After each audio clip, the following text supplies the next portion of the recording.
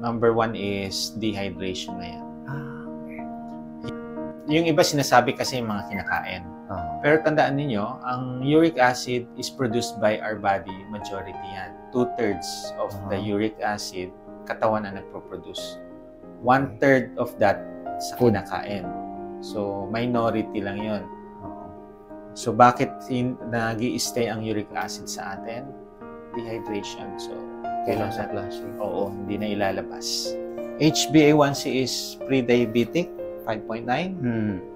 Although normal naman yung FBS mo, so okay lang yan.